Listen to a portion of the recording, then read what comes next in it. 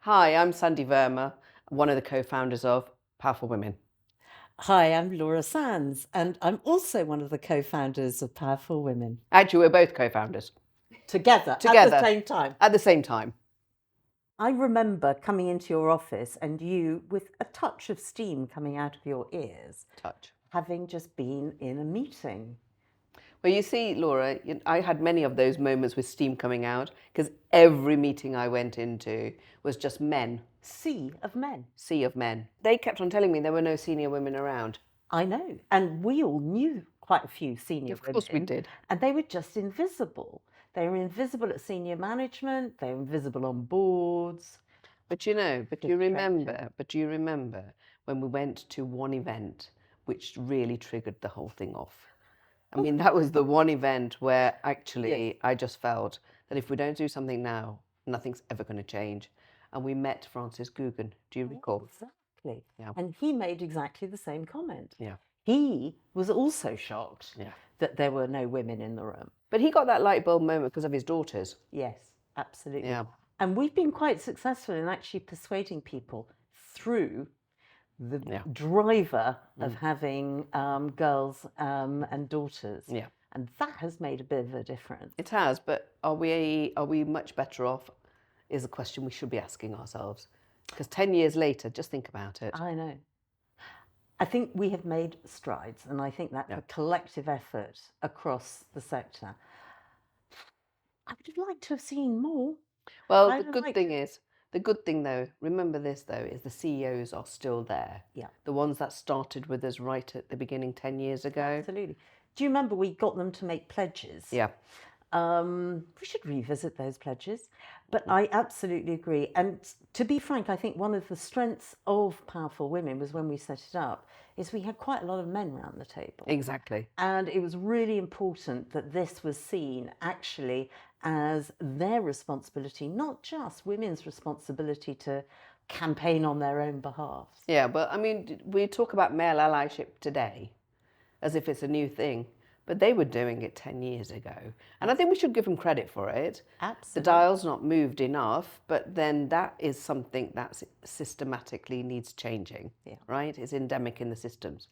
But what do we do? We've done quite a lot, but what do we do now? I think it's absolutely crucial at that middle level. I think that there is a real drop off in women moving forward, particularly with families, but not just that. And we've really got to get at the executive level more women coming through. And that means us mentoring, that means us in many ways cajoling some of the male CEOs to actually really focus on it. So I know we talk about the middle management piece.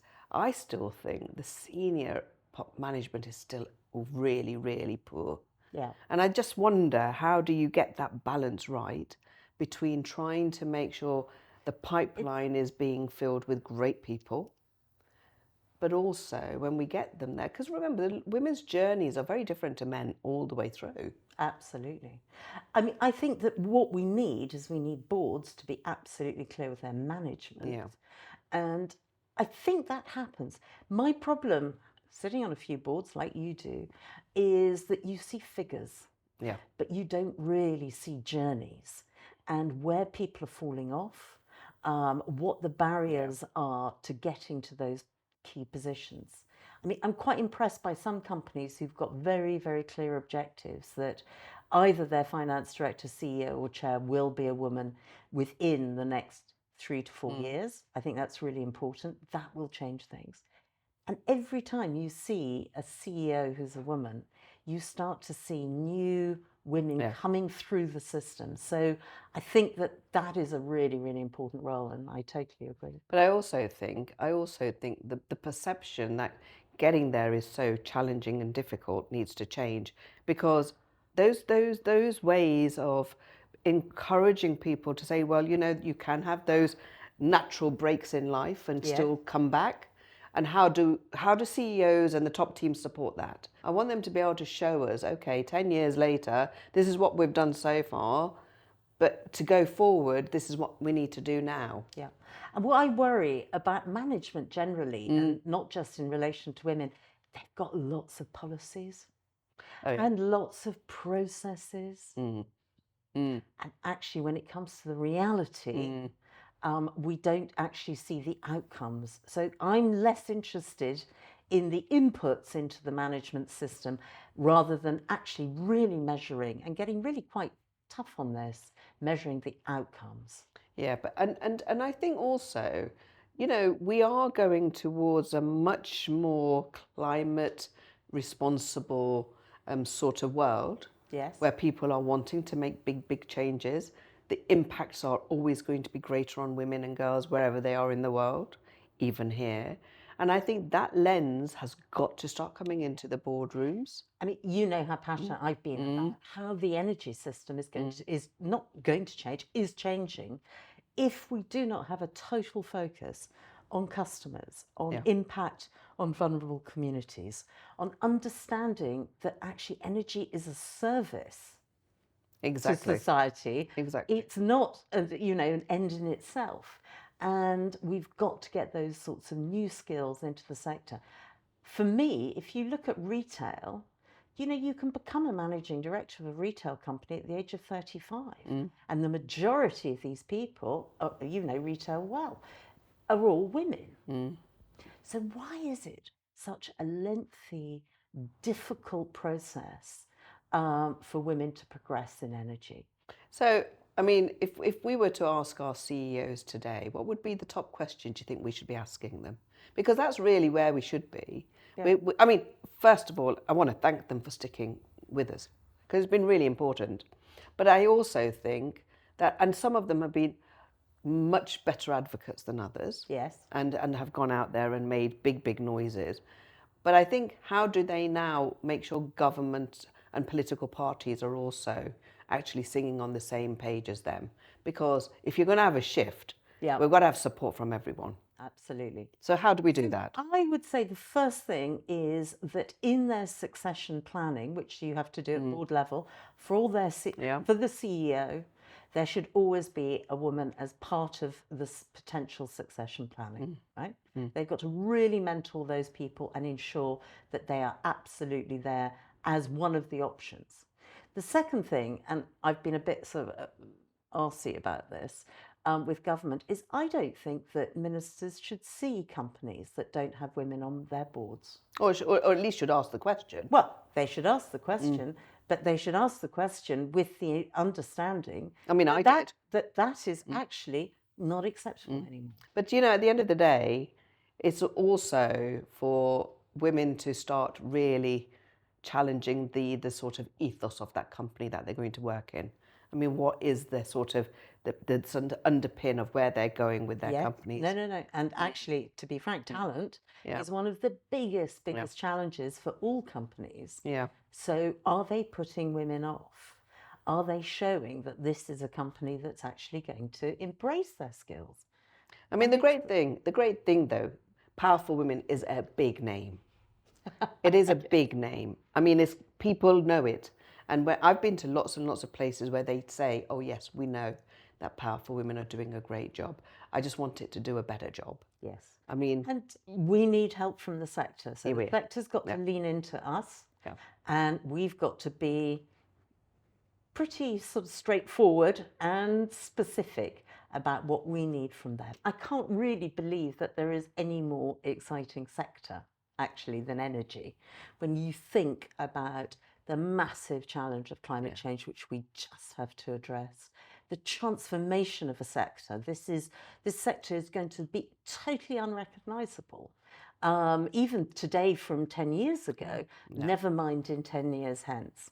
And for women to get involved in this sector, to bring a very different dimension, isn't actually just a nice to have. I think it's actually critical for the industry. Yeah, But totally agree. fabulous opportunity for women. I totally agree with that. I actually don't think we talk about it enough. No. I think the problem we have is that we're still teaching in schools a 20th century curricula where children are sort of still boxed off into their little, this is what you're going to do, this is how you can do it.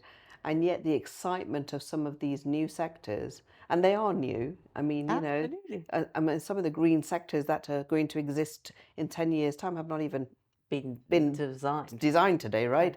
But I just think the conversation starts too late. Yeah. And I actually think because women don't know about the net cheap. benefits and opportunities, absolutely, the opportunities So that they're can I entrant. tell you one of the things that really made me excited about Powerful Women? And it's a bad story. And I took 8 girls from my constituency on with one of the wind farm companies to the wind farms because we were on the coast. We took them on these ribs off to the wind farm and we took the teacher with us. When we came back to the office, the teacher said, wasn't that exciting? And the girls were really excited, engineering, operations, etc. And the teacher turned around to both the chief executive of the company and to the girls and said, I think the boys would really enjoy a job like this. Yeah, you see, says it all, really, doesn't And it? I was furious. Yeah. Well, I mean, you were just furious. I think I would have been absolutely blowing my gasket. but That is the the cultural problem problem. that starts right at the beginning. And that's the bit that I think needs changing. I mean, I'd love to be able to go into a school, any school, and especially schools where ambition and aspiration don't feature in part of their culture. You know, just to say, actually, there are so many different layers you can come into. It's not all ever so technical, or it's not all ever so this, and you can learn your way through And it. you'll be supported And with you'll the be apprenticeships yeah, program. absolutely. So I think that's the key message we should be pushing out to people is don't limit yourselves. And if the schools aren't delivering it, then somehow or other, that's something that the government needs to pick up on. So, Laura, you know, when we look back, what should we think is one of our proudest moments? What do you think? I think setting it up was really a moment where we started to get people to focus. And we did bring quite a lot of people on board at that very initial stage when I'm not sure we were totally confident we would. So I think that it was a sort of galvanizing moment. Because I think people would have thought, oh, here's another network. Yeah. But we're a network of networks. Yes. I mean, we're the sort of, I always look at us as the mothership. Yes. And everybody comes under our sort of umbrella to talk about some of the stuff that we've actually got evidence for. Yeah. And I'm really grateful to people like Laura Manson-Smith, do you remember? Oh, lovely. And the reporting. And Maria Allen, who was absolutely a stalwart to bring it all together. And of course, all the original team. That really, Maria Blakely and everybody who brought it together.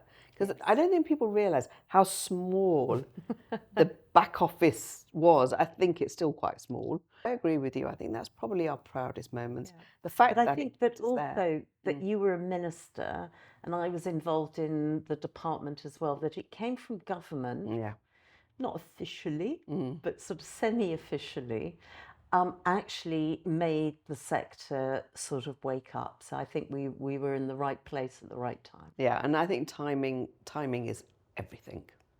Look, at the end of the day, the thing is, you and I share so much in common. Yeah. That's the thing.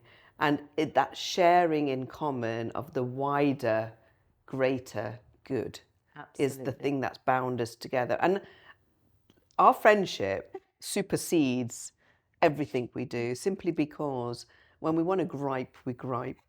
But once we've done that gripe, we actually go into action. And do something. We go on and do it. So, you know, people actually don't really want us to be seen griping because then they know there'll be actions that are going to follow and they may not like them. And I was thinking about it 10 years ago, what was I actually going through? And it reminded me that it was that one of those big moments in a female's life, the onset of menopause. Nobody wants to talk about it, but we all have to deal with it. But actually, it's another part of the journey. I know. And people need to understand that happens and how and what are we doing as support mechanisms within that sector. Absolutely. And in many ways, that's exactly when your career gets to a stage where you could be chief executive or finance director or head of operations. I think it's a really, really important moment, the 10th anniversary. we were there, powerful women pushing it forward, and Some great and allies. have some really, really good fun Yeah, along the way. I think that's the great thing, that we've had such brilliant fun with it on the way.